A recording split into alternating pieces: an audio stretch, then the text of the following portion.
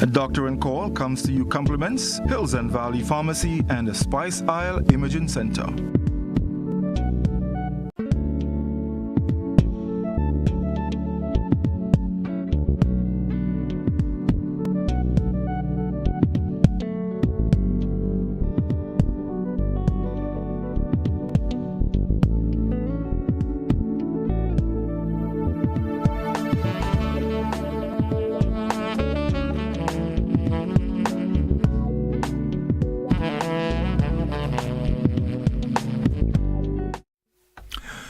Good evening once again, and welcome to another live edition of Doctor on Call. It's been quite a while, folks. We haven't had a live program with you, and of course, we know the reason. We had the Republic Bank Caribbean CPL cricket tournament, and of course, we had to honor that. But nevertheless, we're back, and of course, we have so much to talk about. In fact, the month of October is usually quite a busy month when it comes to awareness and different, areas of medicine that we need to talk about, and very, very, very important areas. So it's really good to be back. And of course, Doc is with me, and I really missed her. I know she missed me too. So it's a wonderful reunion this evening. We missed your friends on GBN Television, also our friends on our Facebook page and YouTube channel. We know you've been really longing for us to be back, so we can enjoy and discuss and share information together. All in our best interests and our wellness, as Doc would say. So it's a good time to welcome her back. Doc, good evening, and welcome back to Doctor and Call. It's such a pleasure. I missed you. You missed me? I did. I really did. I missed you. It made me melt. Thank you. I do miss, and I really missed this. I miss the people, and I missed the fact that we have so much to share and couldn't. But thank you. It's really great being back. And thanks for all listeners for joining us back tonight, and our viewers, and for joining here in Grenada, in the diaspora, wherever you are. Have a good evening. For me, I'm having rain. So if I keep saying, what you say? It's because the rain is falling heavy on my roof. Is the rain not causing that? There's a song like that, For the rain because Doc, there's a song. Rain, no food. There's a song like that, Milli Vanilli, Blame It on the Rain. Oh, what is he?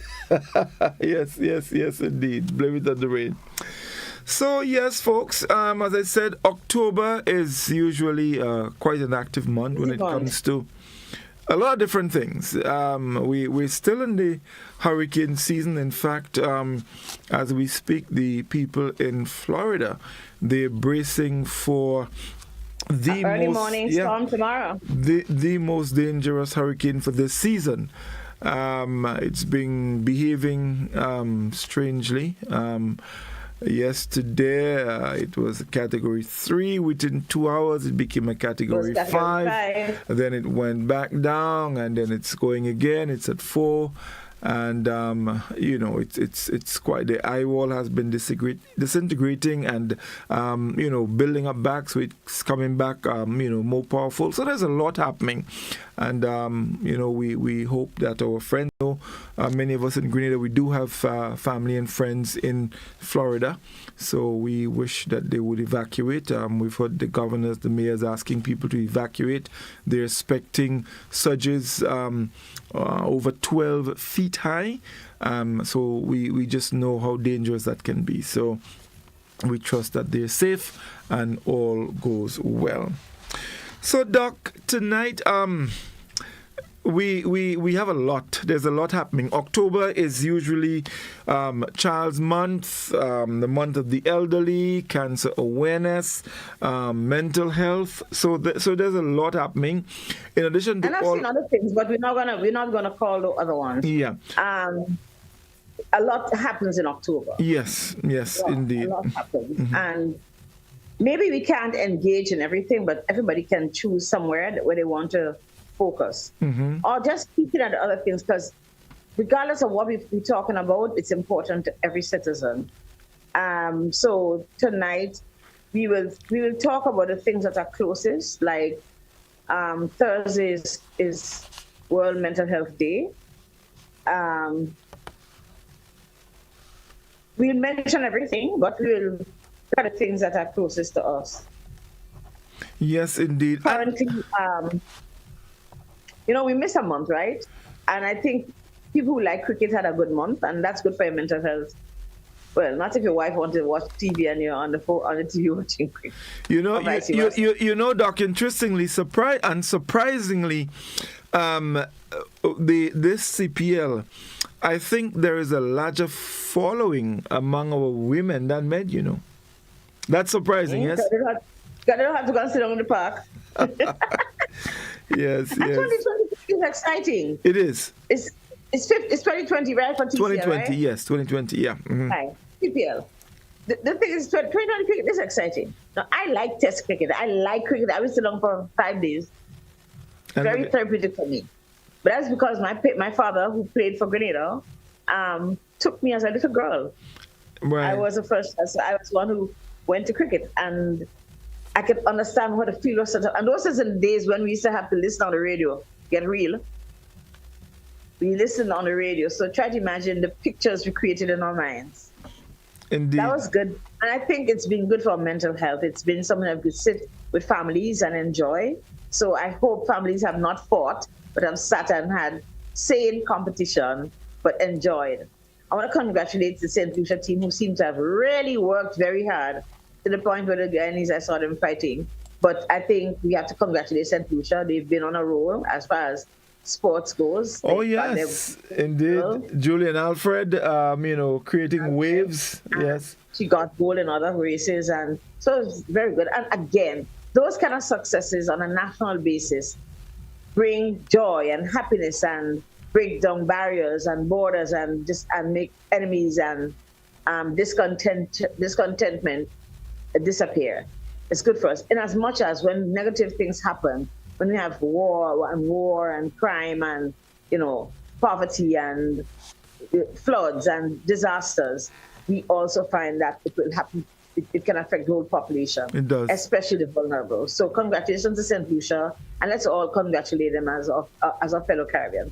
Indeed. So, what are we looking at?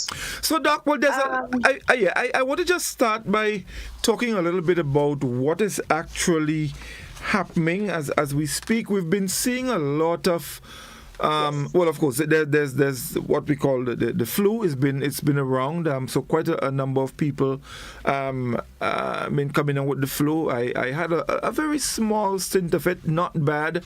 In my case, it was just a little huskiness with the voice, a little hoarseness, but nothing serious. But I know of people who've had it bad. They've been down, fever, body aches, all of that. Then there's also the diarrhea with some vomiting. I think it's probably the gastro. So there's quite a bit happening. And there's still COVID. Why you guys keep forgetting COVID? Well, and dengue. Yes, dengue definitely is here as well. And one may tend to think that usually after the passage of a hurricane, you have all kind of things in the atmosphere. Then there's still Sahara dust around, the weather up and down, and a lot happening. So maybe we could start by just reminding what's currently going on. Yeah, reminding our listeners about what is important as it relates to what is actually happening. The gastro, the cold, how you protect yourself, what you need to do, what you shouldn't do, and so on and so forth. And then we can move on from there to look at some the other things. All right. And I think it makes sense that we listen to the things that are happening.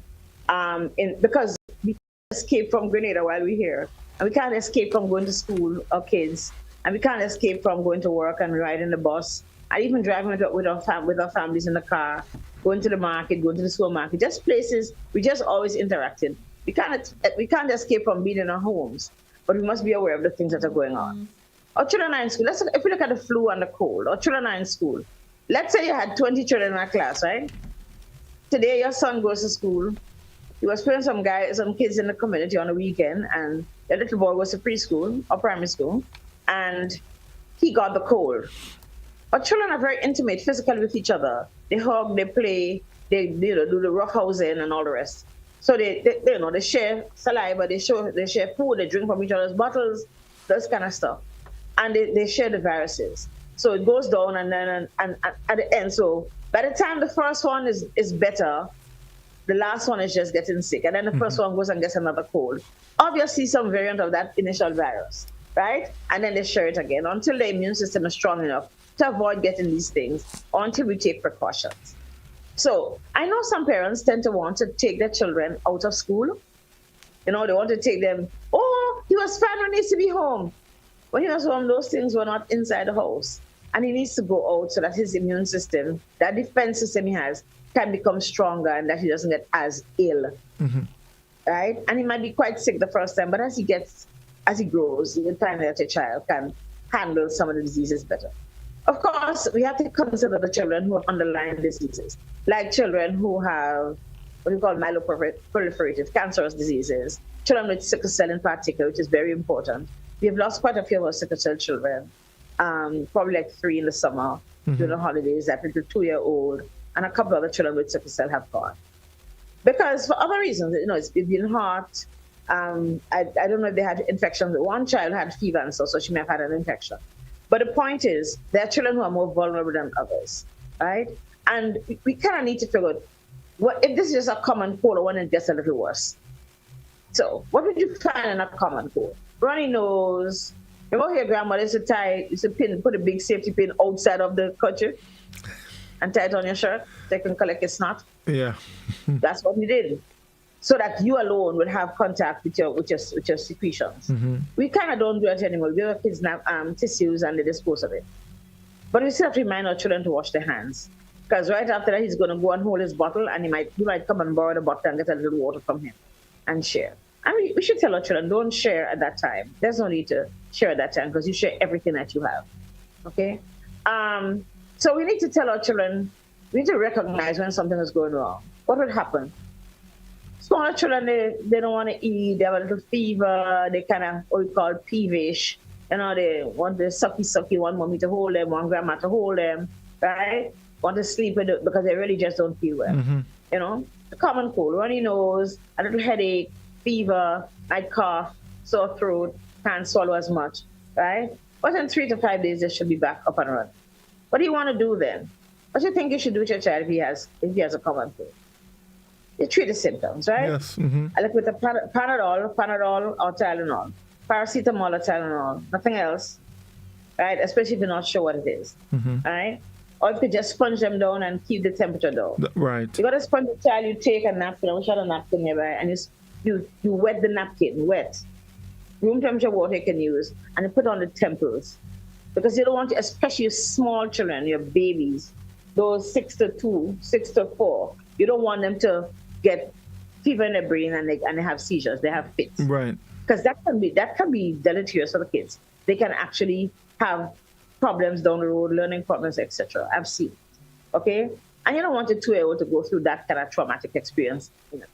So you keep the cold down, you make sure you give them a lot of fluids. They don't want to eat, it's all right. Give them juice, broth, and the things they like. They like the creature things they like. For 2 days, that's not going to... Because the truth is, by the time day 3 come and day 4 and they start getting better, they eat on the whole kitchen. And you would know when they're getting better. Yes. Watch for the earaches and stuff that accompany it. If the child is having an earache, go let the doctor see.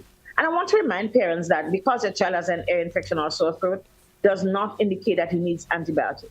Because your child has an earache or a thing, there's no real reason to believe all the time that your child needs antibiotics. There are conditions under which your child will be given antibiotics. But you don't tell doctor you want. Well, don't tell me that's where it comes from. Anyway, because we have that has its own thing that we take a week to talk about. So not all children with a common cold don't need it. Sometimes the children who have like other things, other underlying diseases, where the immune system is a little more shaky, a little more compromised, you might have to give them, because they might advance from a little head cold to a full-blown pneumonia. So you want to make sure you can take care of that. And you would know, mother, if you're concerned, go to the clinic, go to your GP, go to your pediatrician, let your child be looked at. Right? So that's a common cold. But then there's the flu, which has a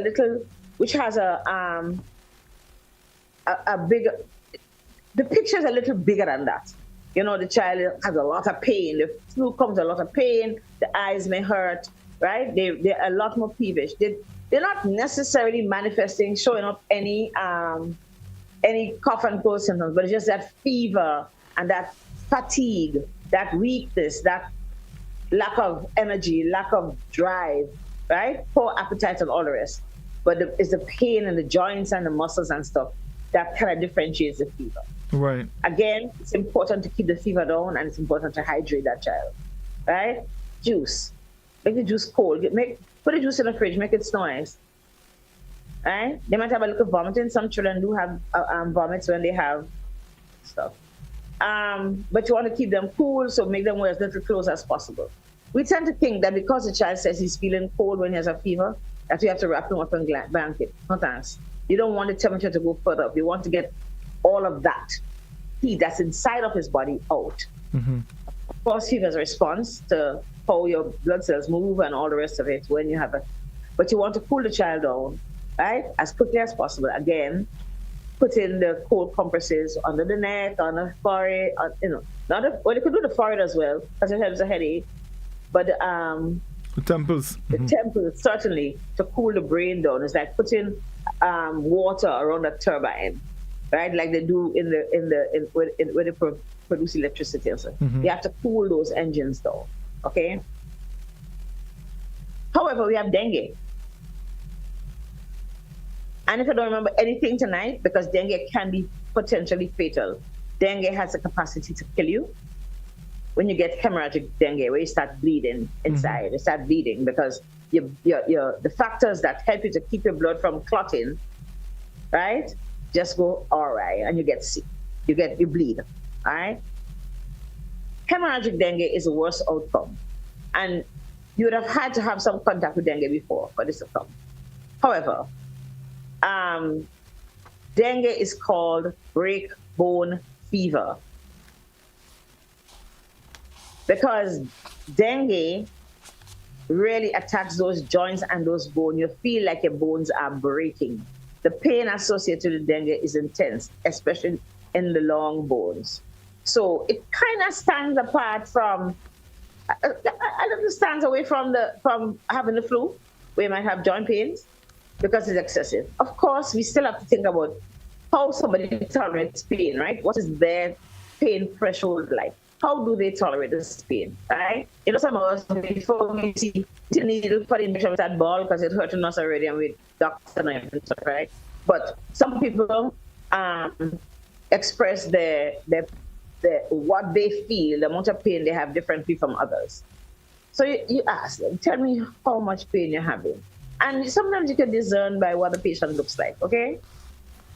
Dengue, you're not to ever use Advil, Cataflam, ibuprofen, which is Advil. Advil is ibuprofen. Any of what we call the non-steroidals. The only thing you should use for dengue, and with limits, is paracetamol and Tylenol.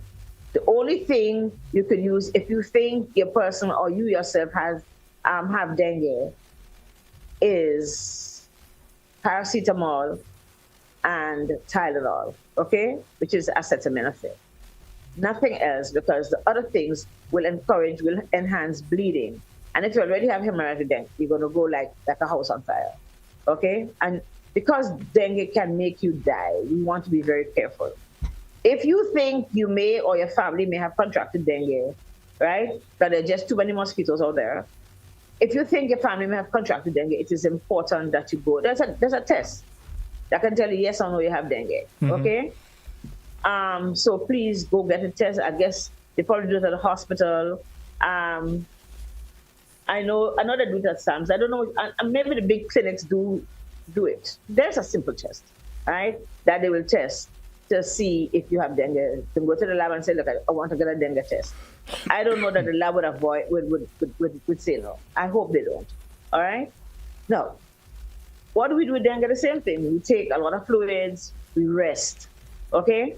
Because you can also have, you get the pain behind your eyes where you can't turn your head. There's just, if you want to see, well, you can't turn your eye. You have to turn your whole head if you want to see something on the side, okay? You just really have so much pain that you don't want to move. You can have diarrhea. You might have a little diarrhea, but you also may have chest pains and vomiting, right? But remember, if you have that breakbone fever and you have you get a rash, you know, like when you come in contact with something, you get like little bumps, like heats, what we used to call heat. Yep. You get a little area of rash with the dengue, right? If you suggest or if you recognize that you or your relative or your friend may have dengue, I think it's safe to go see a doctor, right? And get a test done. And sometimes you also need to check your blood, depending on how ill you've been. Or probably you can do just a CBC to see how your clotting factors, how your platelets in particular, that component of your blood cells that has to do with maintaining your blood fluid within your body so that you don't end up just bleeding out. Right. All right? So dengue is here. And then since we have dengue, we kind of need to look at why we have dengue. We have dengue because we have all these Aedes aegypti mosquitoes. And I can tell you, if you ask the old people who are older than you, if you ask the older generation, the generation in the 80s, there was no dengue when they were growing up. There was no dengue. I don't know about dengue when I was growing up. When I first learned about dengue, I read it in medical school. Okay? But now we have an Aedes aegypti mosquito, which did not exist here, which also transmits things like malaria. It transmits malaria, it transmits chikungunya, Zika. What's the next one we had? There's a third one. Chikungunya, Zika, what's the other one? Get the next one. Well, dengue. Okay? Same way. And the management is kind of the same way. So please, if you think you have dengue, one of the things you're responsible for doing if you have dengue is ensuring that you don't get mosquito bite. They'll say, oh, well, I got dengue already, but you don't want to give everybody else in the house. So you have to make sure the mosquitoes don't bite you, get the virus out of you, and then go and give it to other people in the house. Yes, that's right. So it's important that you still use repellents and avoid mosquito coming in contact. Now, I just told you it was raining. It's rained, and we saw some rain on Friday like we never saw before, right? I drove to River Road about 12 o'clock, and then a few minutes later, I heard that the river come down. I had been in Mount Gay, driving into River Road.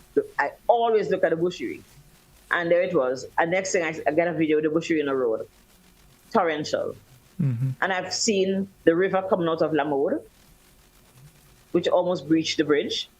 The river coming through Lamode, that same river, going to join the Bolio River, coming down like this, no tomorrow, okay?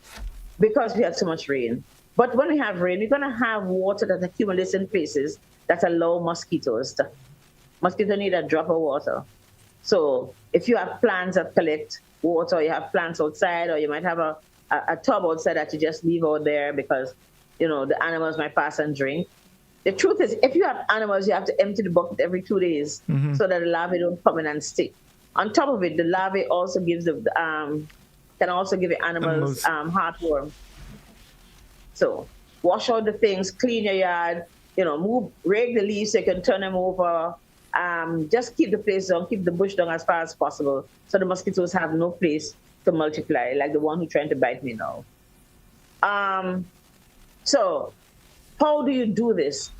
We have to practice you have to take into consideration those healthy practices of ensuring that we don't have water any way, that our water sources are not, our water storage places are not uncovered, that it's securely covered. Even if you have to take a cloth and tie a string around it over your open barrel, you have to keep it covered. All right? We have to keep the larvae out, the mosquito out, and the babies, the potential babies, the larvae out.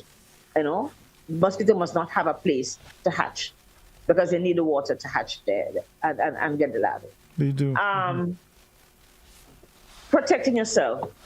Yes, it's hot, but you can wear light colors, cottony clothing. Put a repellent on. What do you use as repellent, Godfrey?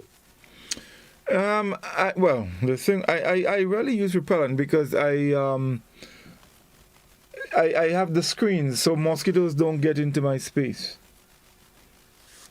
And well, I don't know, mosquito gets in my space because I have seen mosquitoes under my mosquito net because they fly in front of the fan. I have a sharpened cutlass waiting for them if they go. No. So my friends call me mosquito repellent because if I'm out with my friends, mosquito bite me alone and everybody's fine.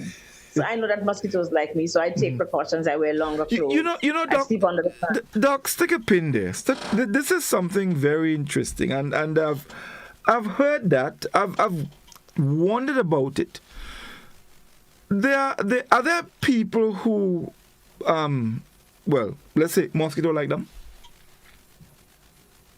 How? I know that I'm one of this. They claim that that someone puts on perfume and they make the perfume so nice and the perfume is. It's partly about chemistry. They claim that mosquito bites people with O positive, but most of us are O positive anyway. They claim that people with diabetes are bitten more by mosquitoes. There are some. I'm not diabetic, but there are mosquitoes like me, and I know that. All right, so I take precautions. And if you know that mosquitoes like you have to take precautions. If you have skin that is tender and you're likely to get infection, or your children, especially if the kids come from the US, they're not accustomed to this hot weather, or from the UK, and it becomes very difficult. The heat, their skin is a little more sensitive, right? And they will scratch and they'll get infections. Right. That's one thing. But that's the thing that also tells us that, hey, this child, mosquito likes this child or likes this individual. And you don't know which is a mosquito that carries any of those viruses. Yeah, that's true. So you have to make sure that you are safe from them. Okay? So protect yourself. You talk about screens. Sometimes fans. Trust me, I believe that mosquitoes send message from the grave for their friends after they're dead, because some of the precautions I've taken in my house, the new mosquitoes are defying those precautions. So I have to live by standards. I'm convinced, right? So, we have things like these that we can use, but you have to be very cautious in the presence of your children, right? But the sizzling on this song's nice. Every time a mosquito bites me and stings me, I don't want my friend to call me and quarrel tonight. Every time a mosquito stings me and I kill it, the scratching gone. That's a mind over matter part. But we really have to prevent mosquitoes from getting to our skins and being able to transmit. How they do that, they stick the point that they have at their mouth, it's called a proboscis. They stick it into your skin and they kind of regurgitate a little bit of whatever is there in the saliva. And sometimes that's where the viruses exist, and they inject it into you and you get sick. And that's it, yeah. So we have to make sure that we don't get bitten by whatever means necessary. Sometimes you have to fog, sometimes there are different methods. When we have areas, the ministry will come in and fog the areas. Do I like it? Not necessarily, but it kills the mosquitoes. Because I think if you fog, you also kill other good insects, like the bees, which are very important for food. Right? So that's dengue. And the truth is, I'm not joking about this. I might say it lightly, but we've had people die from dengue in Grenada recently. Yeah. Mm-hmm. We've had quite a few people die from dengue, and sometimes the symptoms are so. I don't use the word insidious, but they are. You can hardly figure it out. And when you check, the person's actually dying from dengue. They might think they have the flu, and when they check, it's really dengue, and they're already on the way out because they have hemorrhagic dengue. So please be aware that, older persons, and remember, older persons might not manifest. They mightn't complain about being bitten by mosquitoes. So what's wrong if a mosquito sting me? But when in truth and in fact, they actually have dengue on that. Let me ask, Doc, let me ask this. You mentioned the hemorrhagic dengue. If someone gets to that point, is there a treatment that we can use to sort of, Well, you do need to support her, put up a drape dying. And all of that, because at times the person can be very ill, right? Right. But they have to get platelet transfusion. But you have to get like 4 units of blood to get 1 pack of platelets. And, technology is kind of slow on this side of the world. So we really need to practice prevention. Can we get platelets? Yes, but it's not like just getting a unit of blood, treating it, and being able to give somebody else. Okay. There's a lot of processing that takes time and is expensive, because you have the loss of the rest of the blood, right? And to get a unit of platelets. What if you needed 3 units of platelets? Okay, so it's very important. So don't hesitate. A person with hemorrhagic dengue needs to be in the hospital. We hope that nobody has hemorrhagic dengue, because we all take precautions and treat ourselves and recognize early when you have dengue. And again, it will just be symptomatic. But if you have it over and over, you can develop hemorrhagic. Right. Okay. But I mean, a lot of the symptoms they present similarly. You know. Yeah, very similar. So it can also be COVID. Right. And that's the thing. So I'm asking you, at what point should you see your physician? I think you should see a physician if you don't feel well and not sure what's going on. Don't prolong it. It's better that you go to your doctor early. And remember, we can test for COVID. We can test for dengue. We can we have chikungunya tests, not a whole lot, but we kind of know. And we have Zika tests, and Zika is still around. All of those things are going to be around forever.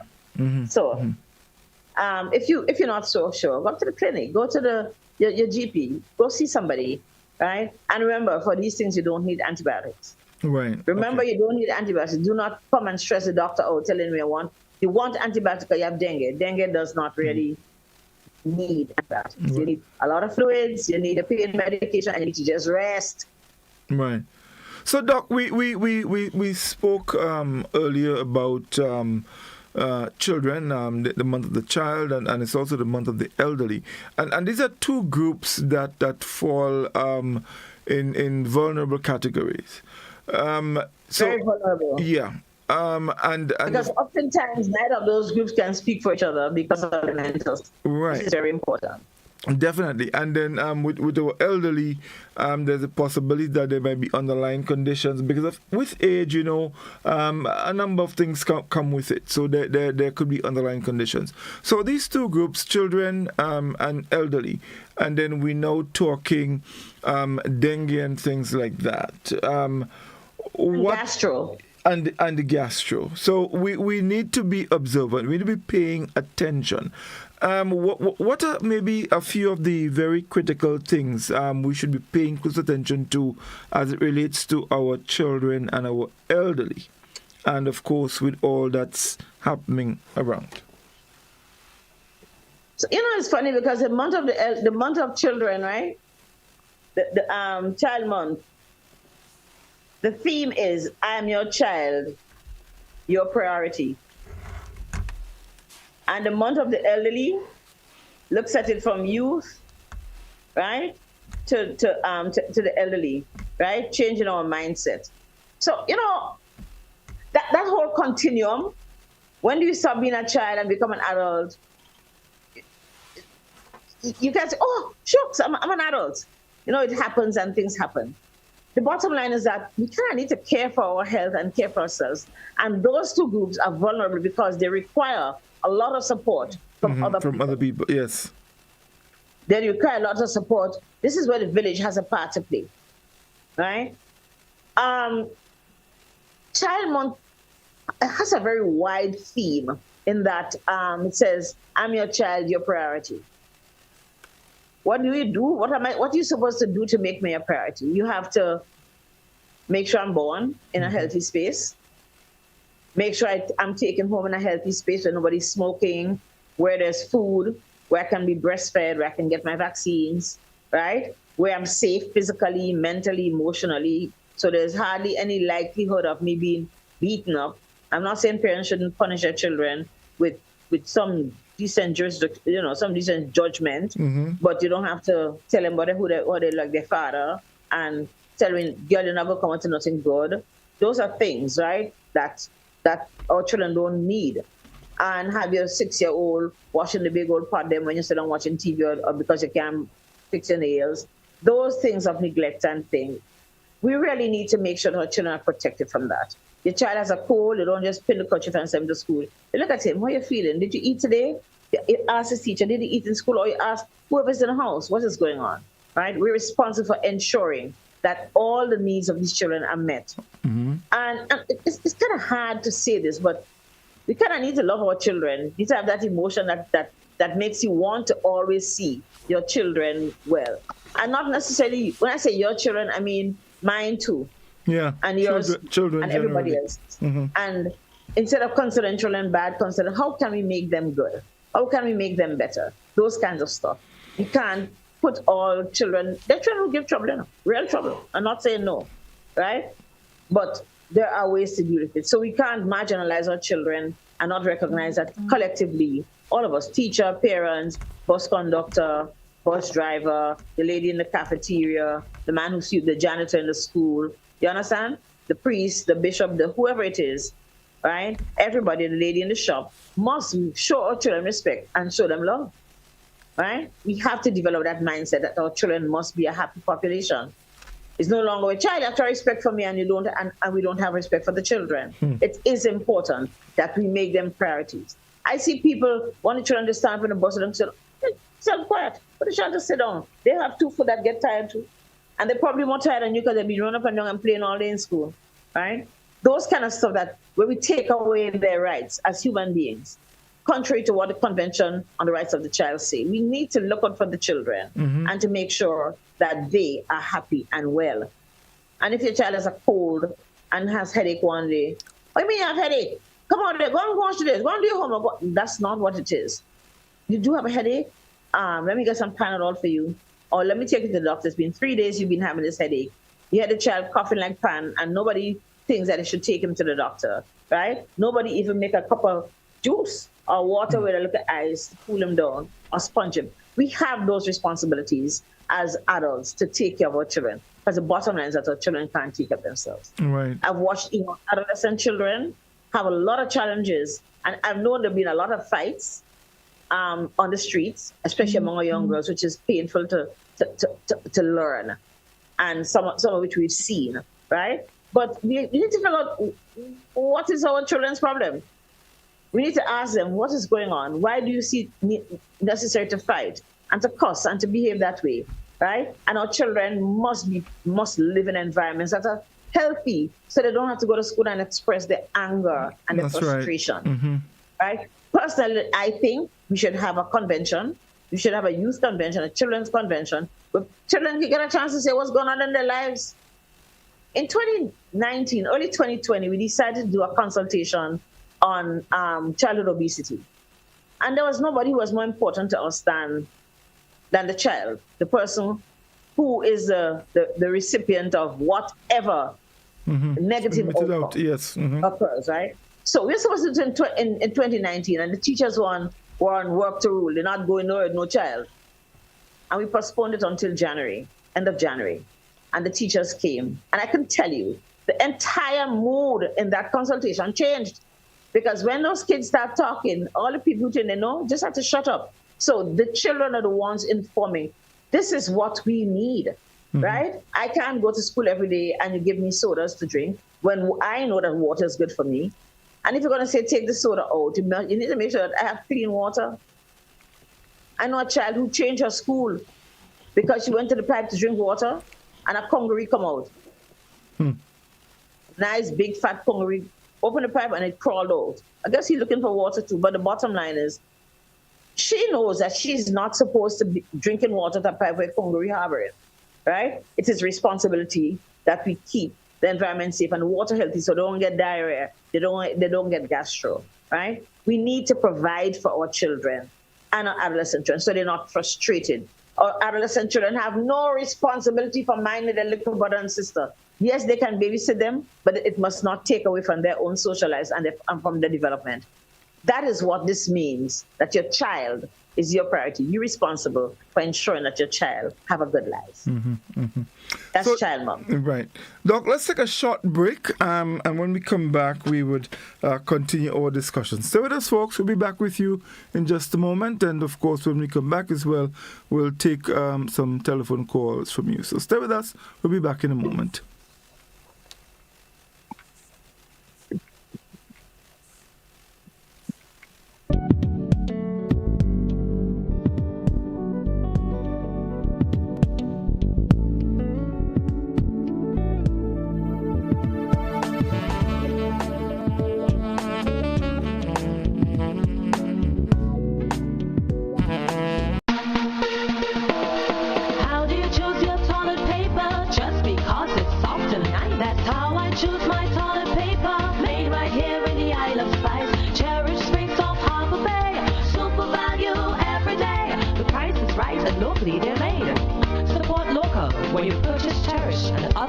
brands from Grenada Paper Products.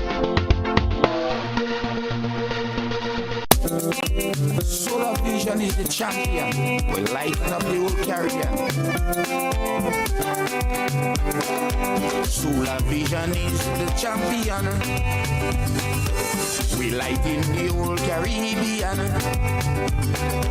The ultimate solution to get rid of pollution. We going green to be healthy. Going green for security. Going green for prosperity. Going green with Solar Vision. We going green. Available at Grenada Trade Center, Montrouge, St. George. For more information, call 444-5291 or 404-9012. Make home yours every day with Courts. Everything you want. Make home yours anytime with Courts. Oh yeah, yeah, yeah, yeah. Ooh, oh, oh. Get value for your money. Ooh, oh, oh. Courts have the best quality. Home is what you make it. Best prices and good credit. Oh, Courts have it all.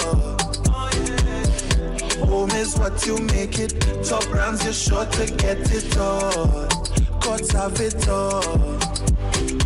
Courts has what you need to make home yours. You can get it all with easy payment plans using Courts Ready Finance. Courts, make home yours. Are you looking for a reliable, affordable, and customer-friendly pharmacy? Look no further than Hills and Valley Pharmacy, the nation's leading healthcare products and services provider. We are committed to serving you at convenient locations. Find an extensive and affordable selection of prescription and over-the-counter drugs and medical supplies at Church Street, Hillsborough, Carriacou, Jubilee Street, Grenville, St. Andrew, near the bus terminal, and Halifax and Grenville Street, St. George. Our committed team is always available to offer valuable assistance for managing your health and wellness. Discover the additional benefits of our wholesale distribution on Halifax Street and our Medcare Center on Grenville Street, where we provide in-house physiotherapy, massage therapy, doctor consultations, and eye care services. Our commitment is to satisfy all your healthcare needs, including competitive prices, loyalty rewards, and special discounts for seniors. Contact us at 435-6904 and WhatsApp 535-4734. Choose Hills and Valley Pharmacy. Remember, your health is our business.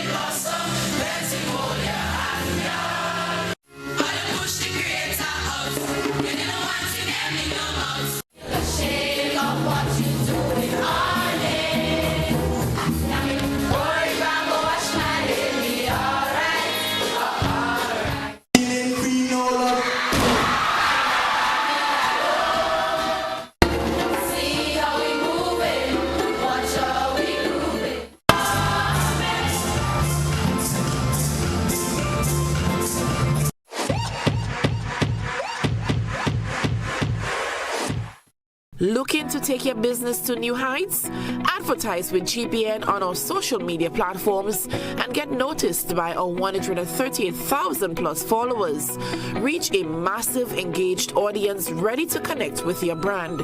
No matter your business size, GPN is here to help you grow. Contact us today at admin@gpn.gd or WhatsApp 407-8458 to get started.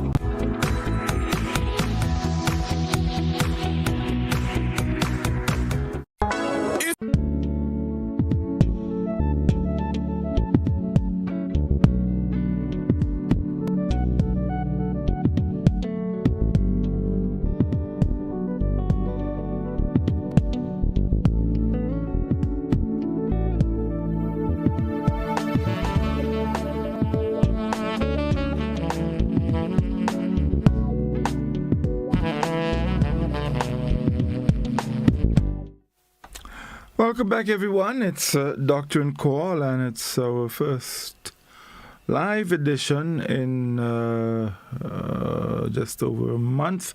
Of course, we broke for the cricket, so we're happy to be back. And those of you joining us. We thank you, and of course, we're happy that you have joined us. Yeah. So we're talking a bit about some of the activities for the month of October as it relates to our wellness. We had quite a discussion on dengue and some of what is happening right now. We spoke about children and elderly. It's also October is also the month of the child and also the month of the elderly. It is also mental health awareness. All right, among other things, and there are more, but of course we can only fit so much into our the time that is available for us. Doc, so we've spoken quite a bit about children and adults. It's also one cancer awareness and also mental health, and the mental health issue is a very important one. You know, I think there was a mental health march not too long ago. You know, and you know, while I welcome that, you know, to raise awareness, I ask myself, and I saw some of it on social media, and ask myself, what about some of the people on the streets who we know for certain are mentally challenged? What are we doing to help them? Are we marching to help them? Or are we going to leave them there and march? Or are we going to make efforts to try to get them off, get in touch with their families, try to get them in a place where they are comfortable and feel cared for? So it's and I hope, you know, I'm not offending anyone by saying that, but I was a little bothered. You know, you go out, you march, you raise awareness, but while that is happening, there are mentally challenged people on the street in very, very bad condition. How do we change the game here and really, you know, make some things happen? And I welcome the awareness, because we have to start somewhere. We have to let people know that, look, it is a problem that we need to address. People need to be aware of how people who are mentally challenged are treated. They should not be mocked. They should not be taken for granted. They should not be jeered at because these things are wrong. But at the same time, we know there are people out there who are mentally challenged. How do we change that game? Yes. I'm not a politician. I don't make policy. That is not no, but I don't know that's a policy. No, I don't have a problem. I've worked in mental health for a relatively substantial period. Okay, so you know, we were talking about this in another forum on the weekend. The whole issue of mental health. Now, more developed countries, and I'm going to bring my favorite words, phenomena, the whole issue of globalization. Mm-hmm. And if you're going to live in a globalized environment, we have to kind of behave at the level that our neighbors behave, right? And from a good standpoint. All mental health laws to refer to were written in 1895. There's nobody who's alive today in Grenada who was alive when those laws were written. Those laws to refer to people as lunatic, people who have mental illness. Mm-hmm. Okay? And not even the context is the lunacy they speak about is not really in the context of the diversity. You know, there's a book called DSM-5, right? Which defines every single mental illness. Mm-hmm. Okay? No, it doesn't, DSM-5 wasn't necessary because what they looked at as lunacy, who they referred to as idiots, etc., right? Those kind of disparaging descriptions. The truth is, we really need to develop a proper, a current mental health act. Just as how you have the Convention on the Right of the Child, just how the UN and World Health Organization is moving towards, UN in particular, towards the rights of the elderly. Just as how the people who are gays have their laws that protect them. You know, people have rights. You have the council, you have laws for the disabled. Mental health, 25% of us, right? 1 in every 4 of us is going to have a mental health problem. Whether it's easy, good, you know, something that you can reverse, or something that's going to last forever. So we need to have rules and structures and programs and all of those things. That's the word you want to use was return us to a state of dignity, maintain our state of dignity. There's no need for anybody to walk up and down our street in Grenada. We're too small for that. Because the people on the street, people know their father, their mother, their cousin, their auntie, their sister. Right? None of us should have our people walking on the street. Right? Sometimes these patients are very ill and difficult to engage. But in countries where you have proper mental health structures, rules, and policies and laws, these people have facilities where they can be taken care of. Okay?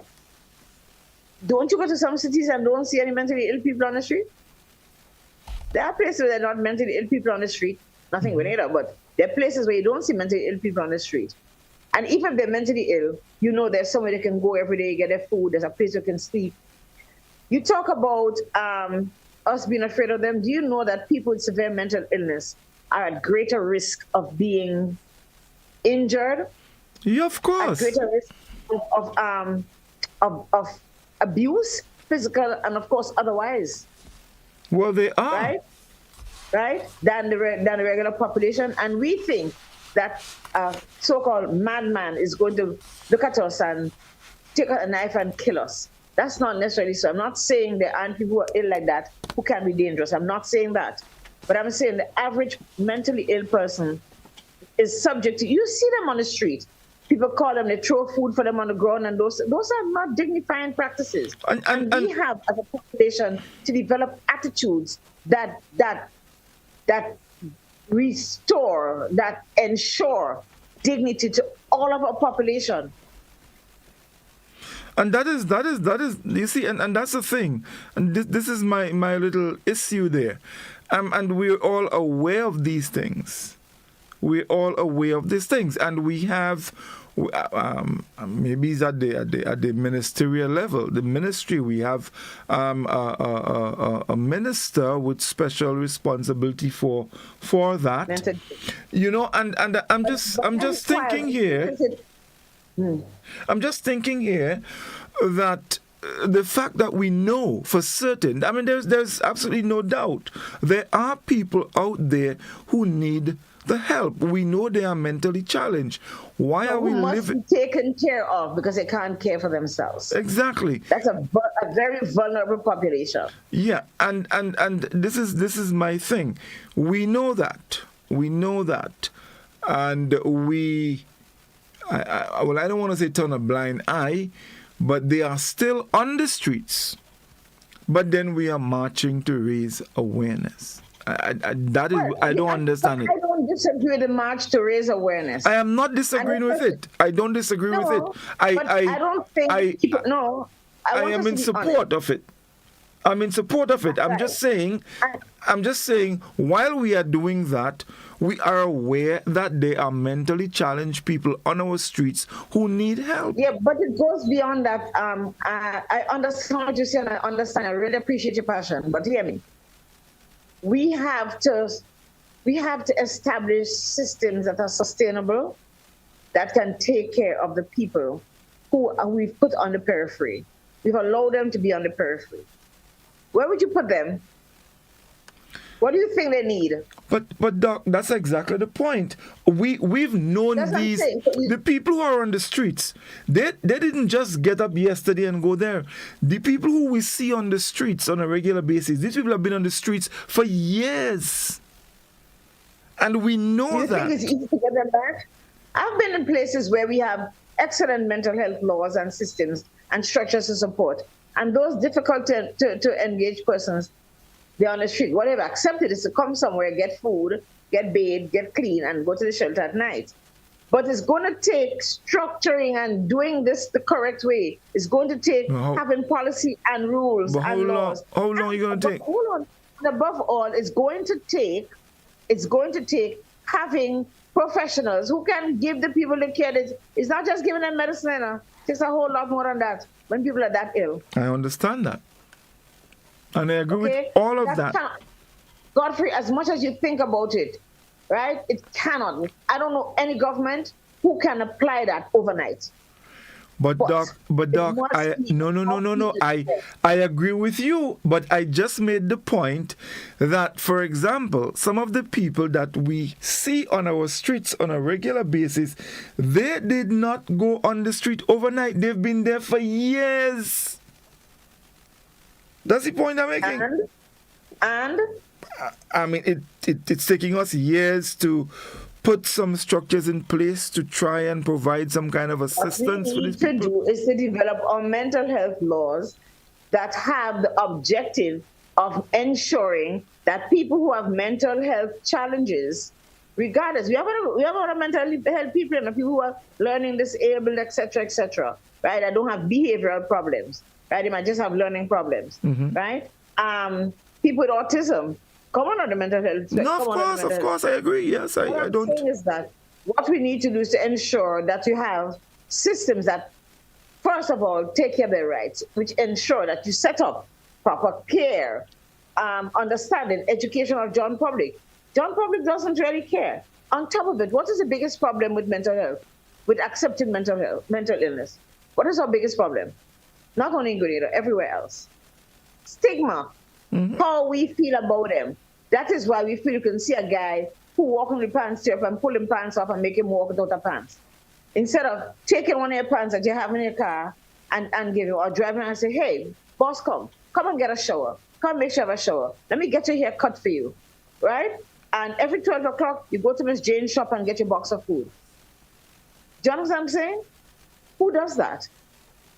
We need to have proper systems. And Doc, I totally agree. My issue is how long. My only issue is how long are we going to take before we put those structures in place? That is my issue.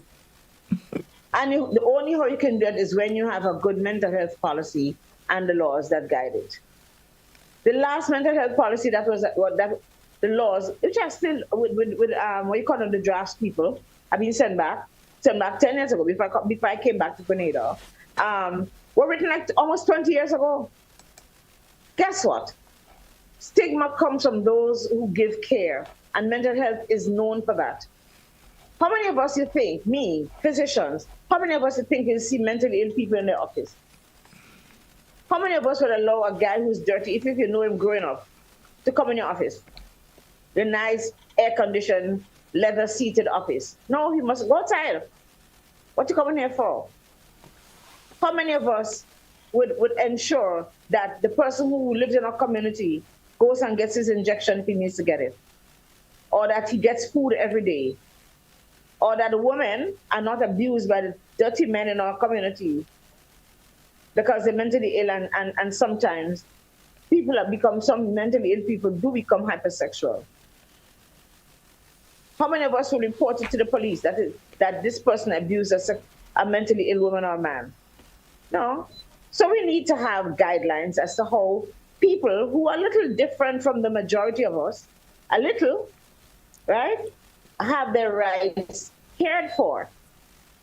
The theme, however, this year is to prioritize mental health in the workplace. And probably that's a place to start, because that is a place where a lot of us are every day, and that is a place where a lot of intolerance, and I can tell you within the health sector, we are the ones who perpetrate the most of the stigma. But how tolerant are you? If you work in an environment that had employee assistance where you can go to see a psychologist when you have a challenge, would you go? Some people don't go because they don't trust them, but they're going to tell their boss. Okay? If you are suffering from depression, do you think you will tell somebody in the workplace? Maybe not, because they'll discuss it. So those are a lot of the things. How many offices you think have gotten their staff to go do mental health first aid so they could understand why people behave the way they do? And you've seen it every day. The guy who say, hey boss, just give me a little pass and then tell you what your auntie, your mother, your granny, everybody. Because he's actually not well. I know he say, that guy's so rude, or this guy so this, so that. Can't stand that one. Or that woman, before you say anything, she fling up her skirt. Guess what? There are people with mental illness who deserve help. And I've seen people transform from demon into angels simply because they were able to get help with their mental health challenges. We have to get to a place where there are rules, right, and systems that are there to protect and to reinstate their dignity. That is what the problem is. And if the workplace is one of the places we need to use, then the workplace needs to get going. And if schools are placed, then the schools need to get going. What happened to our children with mentally ill problems, with mental health? Oh, he too bad, oh, he too this, he too that, he too that. He can't learn in dance. So the bottom line, so the bottom line here is what I'm getting. We need to move speedily and put the guidelines and policies in place to ensure that. So then what? And that's the thing. So we hear a lot of those, or always hear all this fancy talk about this and that at the level, at the policy level, and we're not getting the policy. Because I don't think that the people at the policy level understand also the whole the idiosyncrasies, the specificities of mental health and mental illness. Maybe they mentally challenged, but just if I did. Maybe I hope I'm not being political because I'm not taking sides in this. No, but this is a very serious thing, Doc, and I feel very passionate about this because we're talking, and you just made the point that the mental health laws that are present. There is no one alive in Grenada when these laws were written. And that this is my point. This is my point. How then could we live in a society like that? And we are aware, why aren't we moving? But we get a lot of talk, and we have these things. And that's what all politicians do. All politicians, and I say all. It don't matter which fence you're standing on or behind. That's the point. That's what I tell you. I figure there's a reason for that. Why they get those? So it's no longer So for me, it's For me, it's no longer a political problem. For me, it's a societal problem. But our politicians need to move and put the policies in place, and then we take it from there. Politicians also need to be educated about mental health and mental illness. They don't know. They're just one of us. Well, one of you, because I know a lot about it. It's just I don't have the engine to drive it. But we really need to get busy about having a mental health act that we can implement. No, seriously. Seriously. I mean, what is going to happen? And you see, there are a lot of factors because this thing could get worse. There are people, because of their economic situation, they can end up like that. And but when you say like that, what you mean? Going to a place where they probably end up on the streets, they become mentally challenged, and it can just get worse. Yeah, but mental illness is not just people you see on the street. No, I agree. I'm just saying. No, that's what I'm saying. No, I agree. I'm just saying that there are a lot of things that can cause people to get to that place. And when you get to that place, I mean, there is nothing to protect you. So you get slighted from the beginning, and there is nothing to prop you up later on down the line. And then you further marginalize. Exactly. So that's what we have to prevent. So in treating our mentally ill or people with mental illness, whether it's a depression or anxiety, whether it is pathological from the standpoint that you are prone to having schizophrenia, whatever it is, right? Our objective must be to return the patient to a state of dignity. Yes, definitely. And that's the word. Dignity, so that people can live. So people feel, I might have a breakdown, right? And I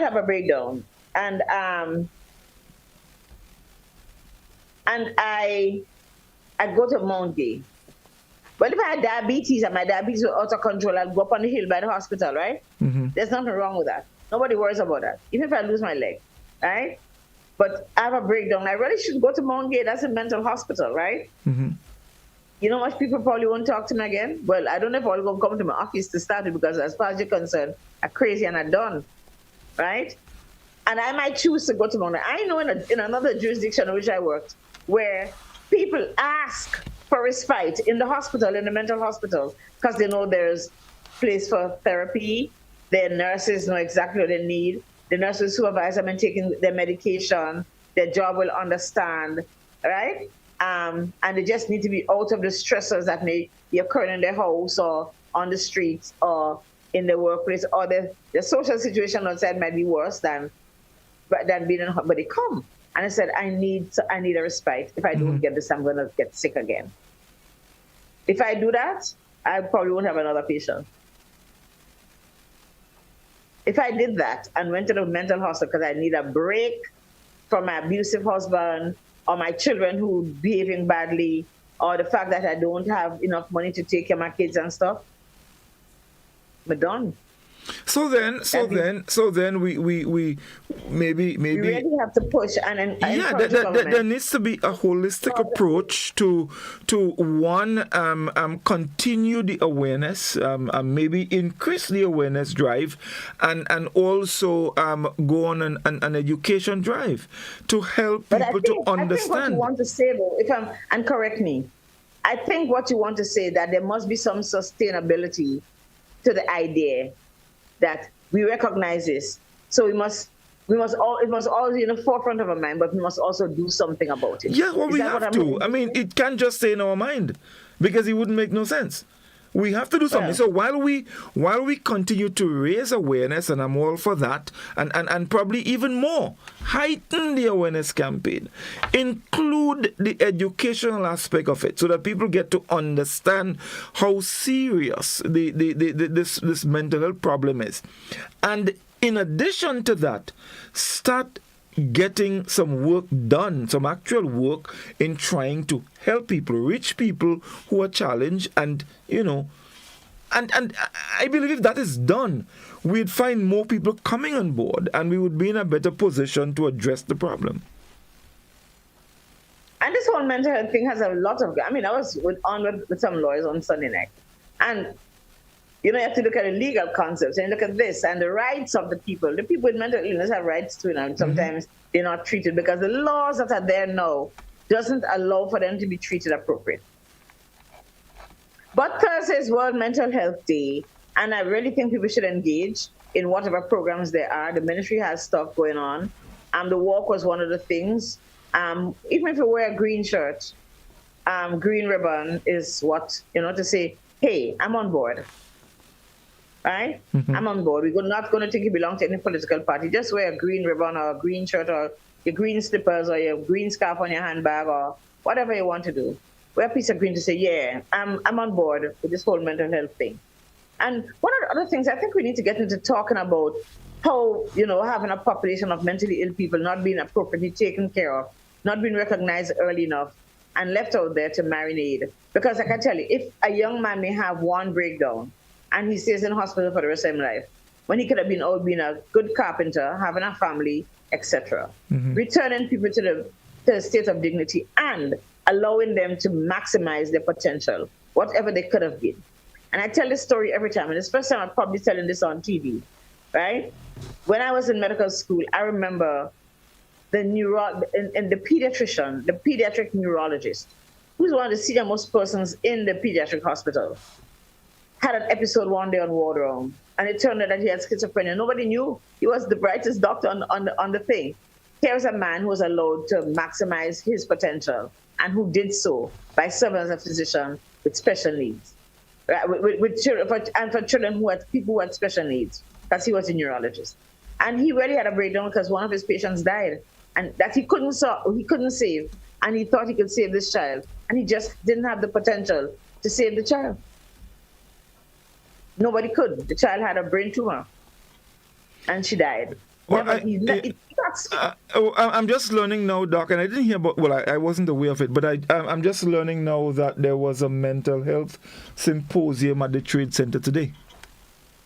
So that's interesting. Yeah, I didn't know. In fact, Yeah, I've someone on our Facebook page just shared that with us. In fact, Minister of Government just shared that with us, that there's a mental health symposium at the Trade Center, and this is good. So more awareness, more education. This is what we have to do together with some actual work, and I think we will be getting to a place where. One of the challenges I have is that after we finish this awareness, so after the 10th, when is World Mental Health Day, we can fold it up, put it in tissue paper, put it in a grip, and put it on top of the shelf. Well, that's the thing, and this is and that's why I'm saying we are aware of the problems, and we need to combine everything: education, awareness, and some work. Advocacy. People must be out there making rumblings, not creating chaos, but pushing constantly for change in the way we function, because we're not doing the best that we can. We're not doing the best. Do you know, for example, that patients who have mental illness, who live in their homes with their families, do better, live longer? Okay? Patients who live in, and it doesn't matter what level of it is. So we're talking about this one family where they were like farmers, right? And they had a son who had mental illness, right? But every day when they go out to farm, big farm in a big place, he goes with them. It's fine. He can function. When it's time for his medication, they take him to the clinic.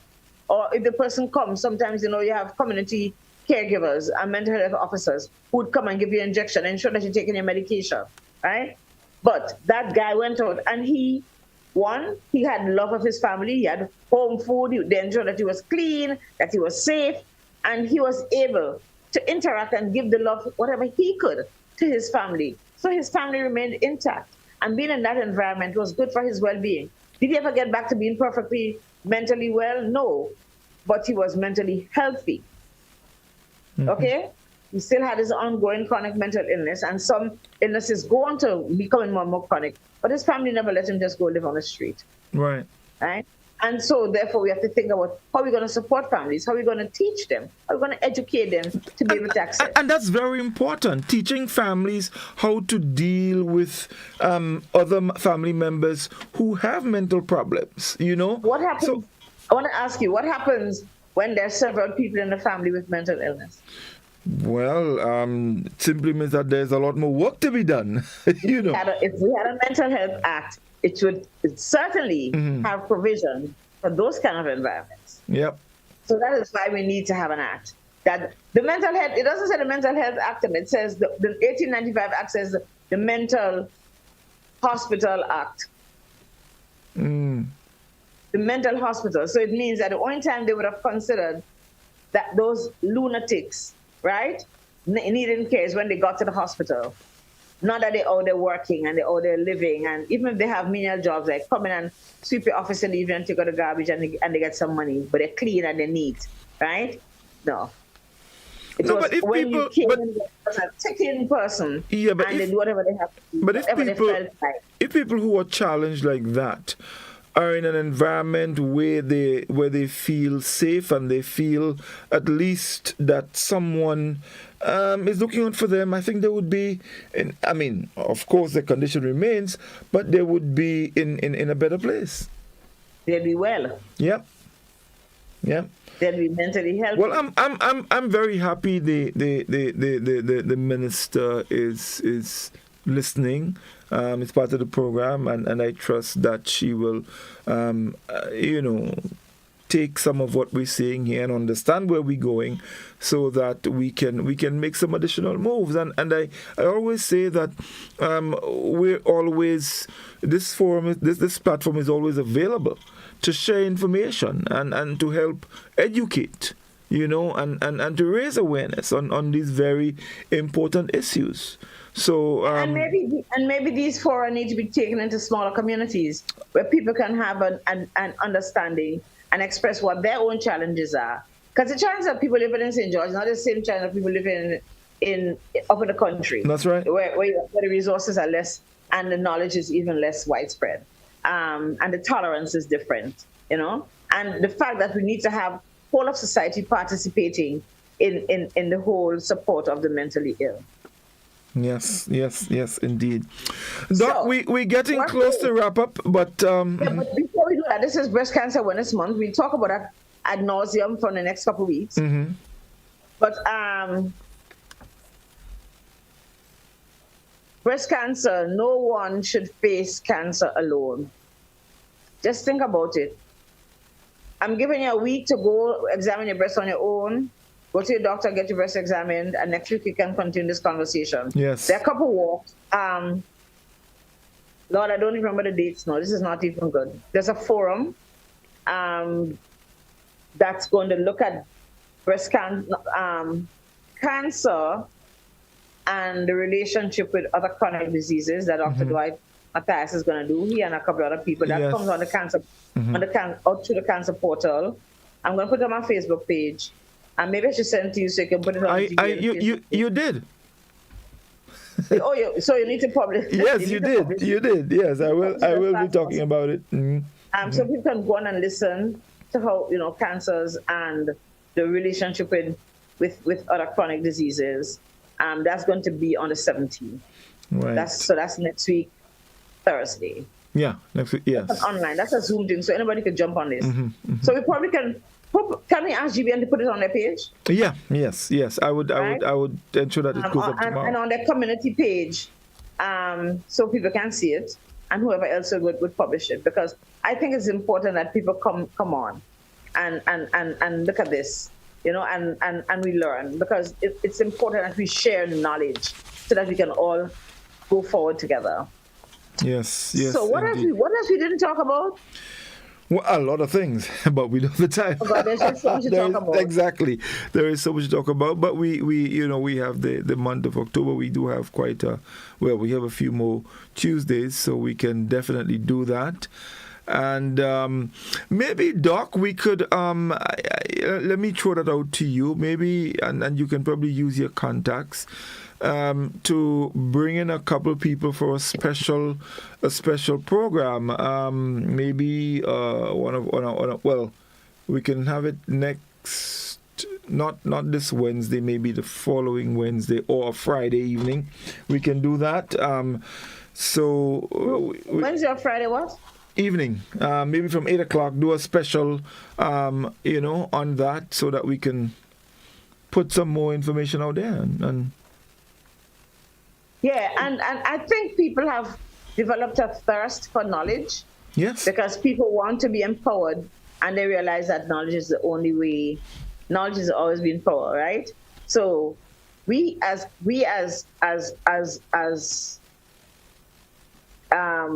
leaders in information in health and stuff, and we as the people who have the opportunity ought to make good information, true information, valuable information available to everybody in the community, because we have to inform ourselves. It is important that people are informed from a health standpoint so that they can make decisions for themselves. Yes.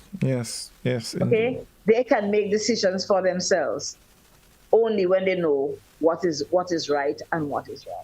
Indeed. I want to talk about the gastro quickly, because I've seen gastro in some very insidious ways. I've seen adults. I don't see a lot of children in my practice, but just even talking to adults, people who just have diarrhea. Mm-hmm. Might be a virus that we're getting. I haven't really heard from the ministry as to why we have that, but there is gastro. I want to remind parents that it is very important that you start rehydrating your children. I tell everybody, keep some those little packets of the salts that they give you in the health center. Yes, the rehydration they don't salts. cost a whole lot, $2, $1, $3, something like that, right? That's less than a soda, all right? Buy some and keep in your house, right? And especially for your children. Give them a teaspoon at a time. They vomit, you give them some more. They're not tolerating and go to the hospital, but please start rehydrating your children early. Mothers who are breastfeeding, if your baby develops gastro, just get that breast into their mouth and start breastfeeding them. No sugary drinks, please. No sodas. And you can use real bona fide apple juice, not apple drink, apple juice, you have to do half and half. So if you have a cup, you put half a cup of juice and half a cup of water, and you give the child to drink. Don't wait until your baby's or your little child's eye gets sunken, right? And they're already in a bad way because it can die on you. And we too big. We have gold medalists from Olympics. We should not be having people who died from gastro, because all of us have satellite TV that we can see things in real time. Okay? We can watch Kirani run, or we can watch Anderson throw his javelin. We can watch Victor do all his 10 activities in real time. Our children should not die of diarrhea. Okay, we should have all of those basic information. It means that we all have a phone or a TV or some way to communicate and to get information. And you know my favorite thing, you don't know what it's about? Google it. Google it. It's right in here. Google right? has the answers. Definitely. Seek information. Get greedy. Want to have information and learn which is good and which is bad information. Because I've seen the people chat crap on the internet that might mislead you. If you're not sure whether it's true or not, ask your nurse or your doctor. Ask somebody who might have a little more knowledge than you. Okay? Yes, Seek indeed. knowledge. Please go there and look for the knowledge. Month of the Elderly focuses on from youth to adulthood. So we really look at changing the mindset how we look at just old people. We're making sure that our young people today don't end up where our old people financially and otherwise are. That young people take care of their lives so they be healthy, wholesome, independent, and viable elderly. You don't go from being born one day and the next day old man. It takes a lot of time. And what the people at the Social Development Ministry want to ensure is that people transition safely from youth into adulthood. Yes, indeed. And well, into adulthood, look at 60, but they say 60-year-old old. I don't know about that coming off you so. But the truth is that we have to make sure that our youth is healthy so that our elderly, when you become old, and which we will. I was in convent like last week in Form 1. I remember exactly that day. And I won't even tell you how much years since I leave convent. No, seriously, the time passes.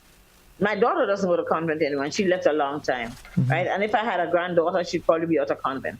I'm just saying that our children, I'm looking at my friends and their grandchildren are going to high school, going to secondary school and stuff.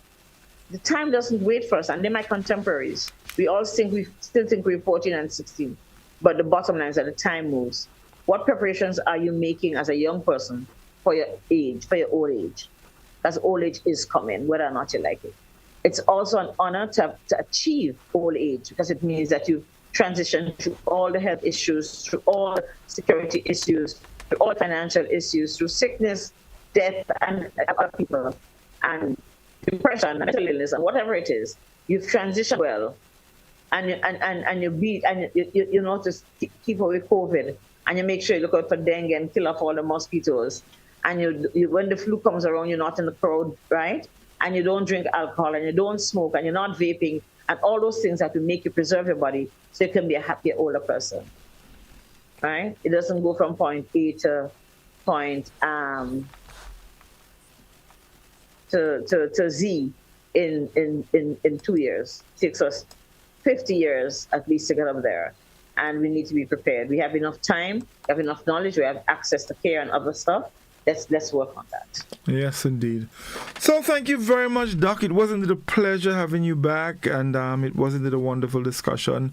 And I know we'll be having a lot more of those throughout the month of October and beyond.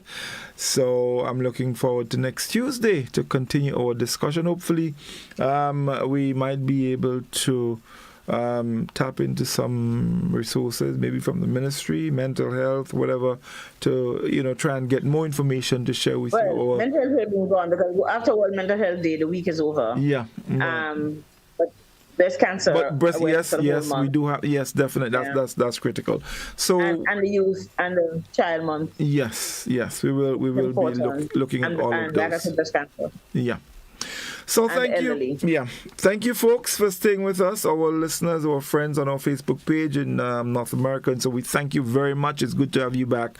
And of course, we will be back with you next Tuesday. Don't forget to join us tomorrow evening at 8:30 for our final episode in season 3 of our Climate Reality. We will be joined tomorrow in our final program by the Minister for Climate Resilience. We will be talking about climate diplomacy. Of course, Grenada is getting ready to represent at the COP. Our minister is the main negotiator for CARICOM. Very interesting. So we will hear from her tomorrow about that and some of the other major meetings that's been taking place. We had a big thing with the sargassum here. We're getting ready to deal with issues of plastics and so. So be sure to join us tomorrow at 8:30 for a final episode of our Climate Reality.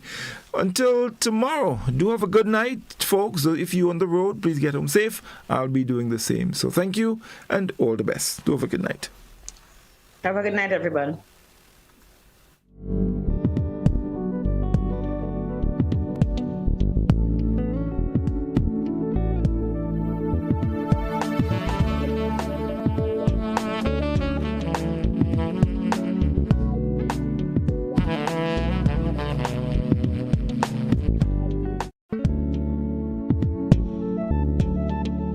Doctor and Call was brought to you with the kind compliments of Hills and Valley Pharmacy and Spice